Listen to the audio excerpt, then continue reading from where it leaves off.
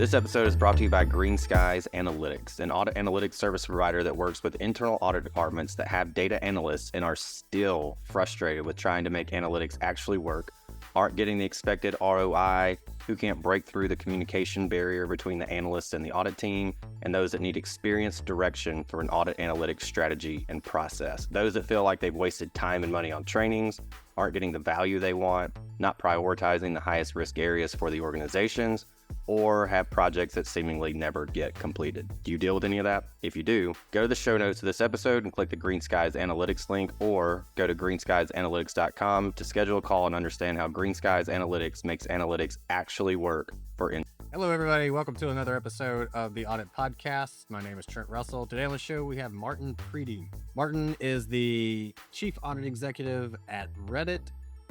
Reddit is my, we talk about it on the show, but I've been using it for 20-ish years, about 20 years. Started my senior year of college, and aside from LinkedIn, it's probably my go-to for social media. So it was cool to have Martin on. All right. So some of the things that we talk about on the show, obviously AI, they're a tech company, so they're using it pretty often. And so we do talk about some of the AI use cases within the internal audit team. We also talk about, Martin said before we recorded the episode that the opportunity for internal audit is bigger now than ever. And I said, basically, yeah, it's probably because of AI.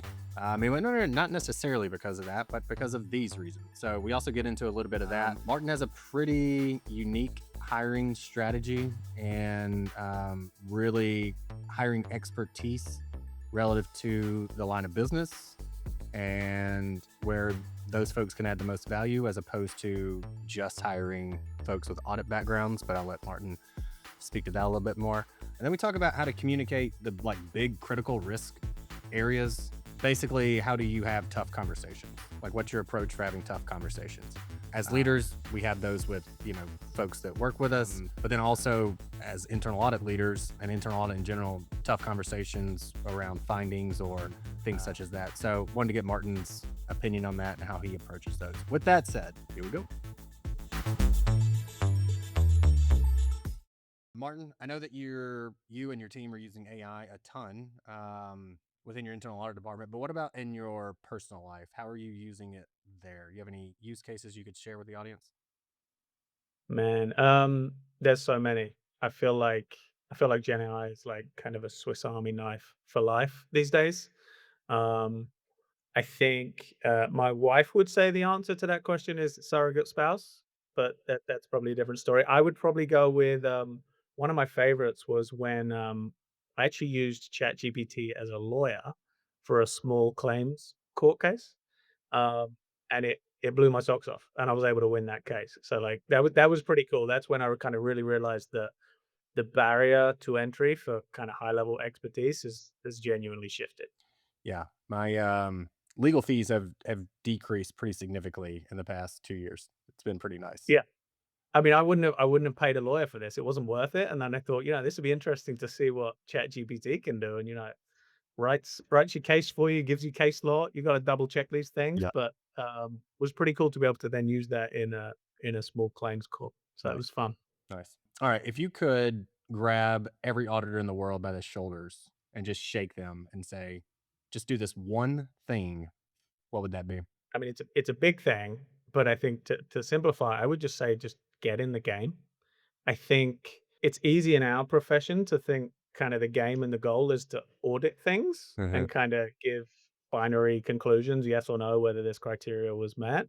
Um, and obviously that's very necessary for what we have to do, but I think that's the easy part. I think for me, the real game comes down to your business and your risk acumen and whether you can become someone that your business partners want to talk to help them navigate those business and risk trade-offs and then find a way to provide them useful information on an ongoing basis to run their business. And I think that's the trap that we can sometimes fall into as a profession, is being that kind of that backseat driver who complains about a pothole that we already hit. And I think to the extent that we can get up in the front seat, be a co-pilot, and help our business partners, navigate those potholes.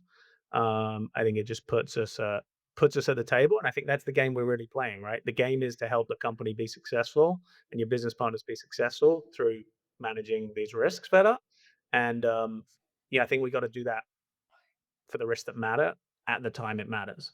Yeah. And so I would just say, make sure you understand the game that we're playing. It's never too early to start doing that, whatever level you're at, in terms of building those relationships and finding ways to support, our business partners through that. Ultimately, we're a customer service function. So I think the one way to summarize that would be basically know the business, be able to support and help the business.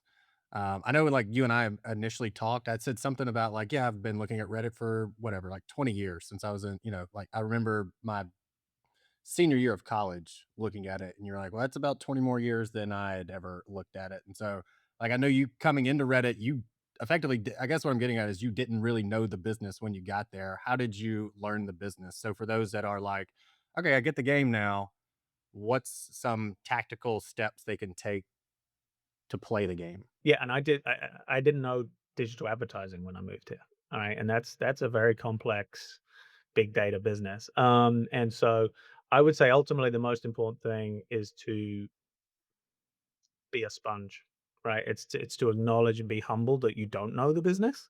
I think that's okay. I think the goal is to learn the business as well and as quickly as you can, right? And so the ability to build those relationships, find out where you can get access to information, and use, frankly, tools like Gen AI to understand how things operate and how things work. Are all accelerators.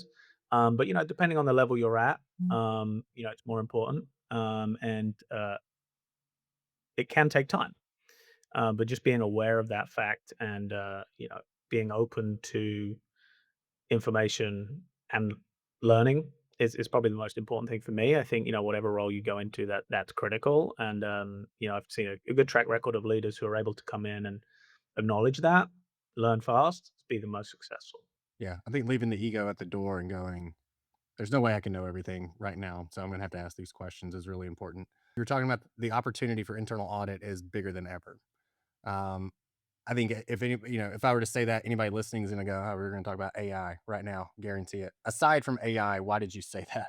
I think it's be tough without touching AI a little bit. But in my opinion, I just feel like we're in that perfect storm right now, and in a good way. I think kind of one side of the equation is our opportunity, and I mean this is a cliche, but business is changing so fast. I think faster than ever. The stakes are higher than ever, and I think certainly in the industry that I'm in, I think the cost of inaction is often greater than the risk of action, and um, essentially when risk and reward is higher, I think our role becomes more important and our opportunity becomes greater.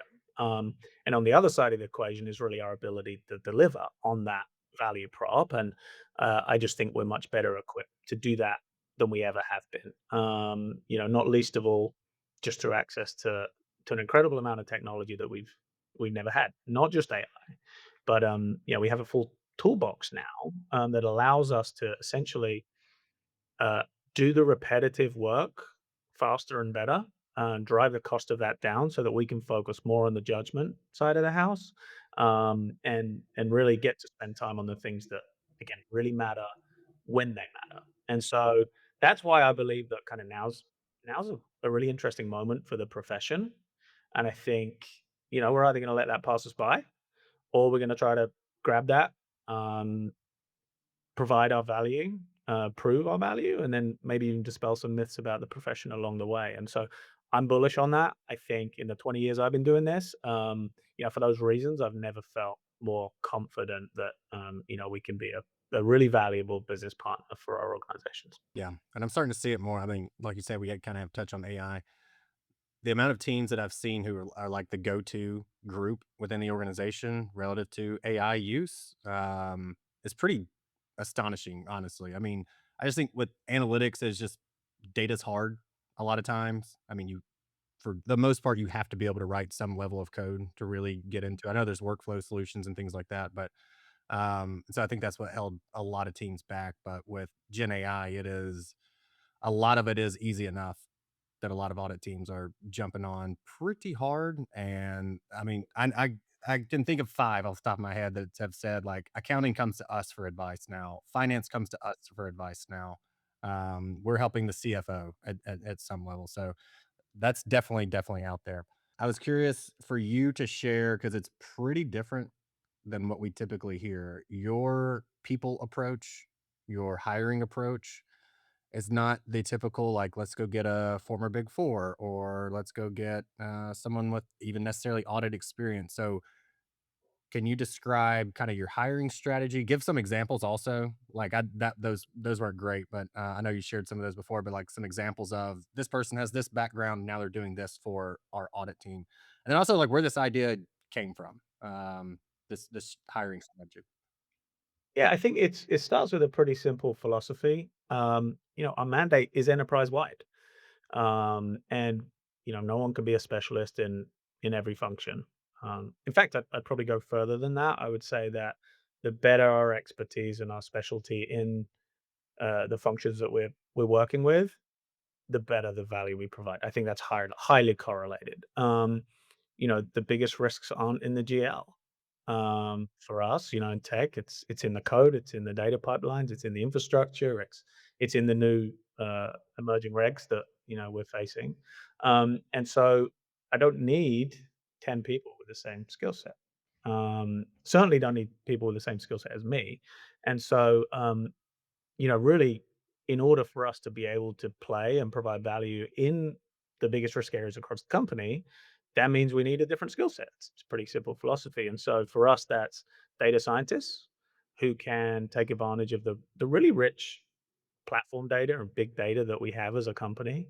It's tech specialists who sat in tech GRC second line teams or engineering orgs. It's regulatory specialists who know the regs, at a deep level, who can guide us through that change. And then I do want to be clear: we still need that traditional auditor skill set, right? The ability to, know internal controls, know the core business functions, finance, legal, sales, HR. That doesn't go away. It's just that we need to play across the board to serve multiple execs and serve the audit committee and the board. And so, in terms of our kind of hiring approach, it's changed over time, and I think we're at the point now where we really hire for the major being the deep technical craft. And if we need to teach the minor in terms of kind of risk and audit, we'll do that.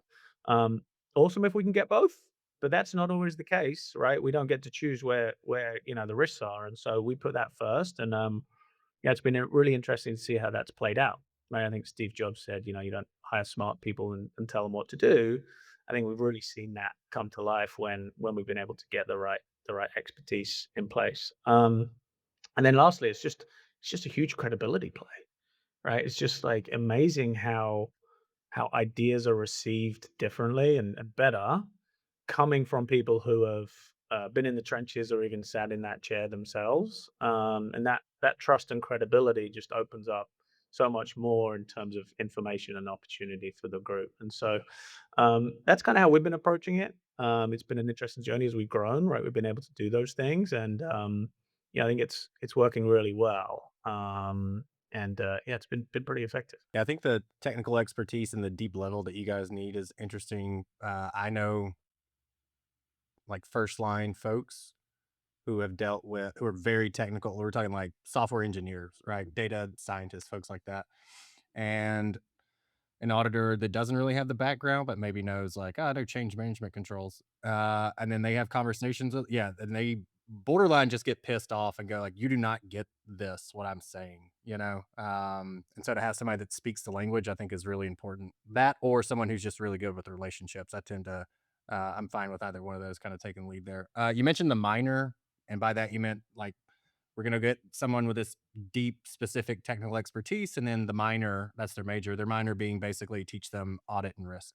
How do you guys do that? Do you just take them and start putting them on audits? Do they do some level of planning and field work? I know a lot of teams do that. They go like, hey, you're gonna sit in on some of the calls and the meetings, and then we're gonna have you, test X amount of controls so you kind of get a feel for what's going on. How do you guys roll that out? Frankly, it just comes down to we have relatively small kind of SWAT teams, if you will. And so we really put that down onto the leadership teams to be able to navigate what is the best way to do that in the scenario. So an example of data scientists, that we've hired to help us think about kind of big black box issues around our platform. You know, we've we've explained the core concepts in a very business like way, right? Instead of weighing folks down with audit methodology and terminology, right? We've tried to keep this simple and focus on what are our hypotheses in terms of what can go wrong, right? And how would we prove or disprove those through data? We need to make sure that we document that and capture our conclusions on our rationale and all that good stuff. But um, just when you hire smart critical thinkers, they're able to do those things extremely effectively, and I would argue with a better level of business acumen, potentially because they're not weighed down by some of those constraints around audit methodology. And so it's largely a people first way that we've done that through expertise on the job. You talked about big critical risks and how you communicate those and how you kind of organize your thoughts around that. It's basically comes down to like having tough conversations, but how do you go about having those tough conversations, especially when it comes to these like big critical risk areas in your org? Typically it's easier when you've got a relationship or you've had some some background, right? So usually I think it's all in the preparation, right? We as a company we have maybe a handful of really critical risk areas, and the ability to kind of set the table with those orgs and those teams about the commitments that we're making in terms of our role, the way that we handle issues, the way that we ensure we get feedback on the factual accuracy and the context around those issues is largely, in my opinion, where the work is done. I think if we get those conversations right and we build that initial trust and credibility, and then do what we say we would do, those conversations on the back end, become more straightforward. I do think also we have to make sure that we are only raising things that do matter. I think if we are focused on minor issues, that affects that whole nature and balance of that conversation. And so there's always a good acid test there. Are we talking about something that they care about as much as we do? And often, just by having those conversations, before an audit report, before things are written down, we're able to navigate that and essentially focus on what matters, what should we do about it, and what is the change that we're driving here collectively, and get to a reasonable approach on prioritization and action versus all the other uh, you know, focus areas that our business partners have. So Got I think it's soft skills and relationship primarily. So I know when we talked about the opportunity for internal audit, I said you can't basically talk about AI. So now I'm going to give you the chance to talk about AI. What are some of the use cases you guys have developed that you could speak to and let the audience know that, hey, this can actually be done in real life? First, just philosophy. I think on AI, I think we look at it as another tool in the box. So I don't think it's always the best tool to use. There are other tools that make sense in the right circumstances, and so our goal isn't necessarily to use AI; it's to solve a business problem with whatever tools that we have. And Right.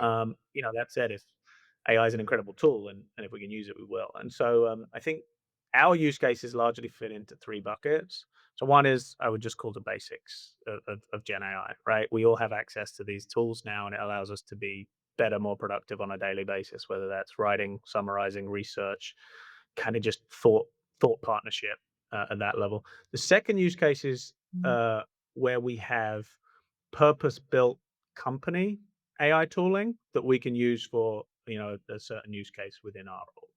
And so examples of this might be some of the AI coding tools that are out there, whereby our data scientists can use that to write data code. Essentially, be more productive. We can churn out more of what we call kind of smoke alarm alerting on our platform because we can write more code faster, get better coverage. We can use the same tools for reviewing platform code. So I would say as a profession, as an industry, we don't have great way of reviewing automated controls today, Hmm. right? There's a certain level of comfort that we get, and we kind of say, "Yep, that's good enough. Let's move on." Um, and we can give a higher level of assurance today than you know our TGCs plus an automated control because it's like having an engineer in your back pocket that you can natural language prompt and say, "Hey, this is meant to work this way. Is that what you're seeing in the code?" So we use it to review platform code as well. And then also within that bucket is a lot of our data tooling that we use as a company now has advanced features where we can use natural language prompting to build dashboards and reporting, right? So again, it reduces the barriers to entry in terms of being a technical data scientist, and it also speeds up the ability of our technical data scientists to build reporting and analytics. The third bucket, I think, is really kind of the true game changer that is transforming the way we work, and that is our agentic AI for recurring testing. And so this is where we're up to about 70% automated now on our SOX testing. We've started to use it on some non-SOX testing that we do as well.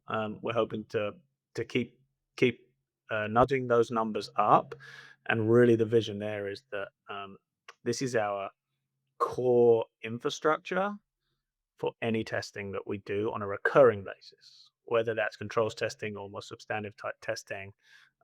We'll be able to scale that across the 8 to 10 different programs that we run in that space.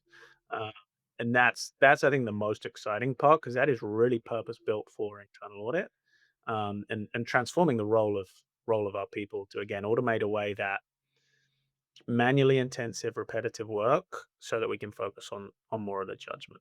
With that said, I do want to hand the mic over to you. I've asked all the random stuff that I wanted to ask and what I think the audience would be interested in also, but I want to hand the mic to you. What do you want to leave the audience with? I would say, just pulling on the threads from our conversation today, I think fortune favors the bold. Um, I think the opportunities now, for reasons we discussed earlier, I think we can either wait for someone to hand us an opportunity or we can go get it. And so I think the more we can go learn the business, build relationship, connect dots, identify how we can contribute, I think now's the time. That goes for our core role, but obviously with AI, I think this, same approach. Just start, use it, solve problems with it. And I think with that in mind, I'm just more excited about the future of the profession than I ever have been, and I think this is our chance to go take it. Hey everyone, thank you very much for listening to this episode of the Audit Podcast. Whatever platform you're listening on right now, I'm sure there's a subscribe button somewhere, so please hit the subscribe button there. If you're listening through iTunes or Spotify, feel free to go give us that 5-star rating. It only took me about 16 seconds to give myself a 5-star review, and it really helps to get future guests to come on the show, so we'd really appreciate that. Lastly, be sure to check out the show notes and follow us on all our social media channels on Instagram, on LinkedIn, and on TikTok. Also, if interested, please sign up for our weekly newsletter from the Audit Podcast. Thank you all. Have a great one.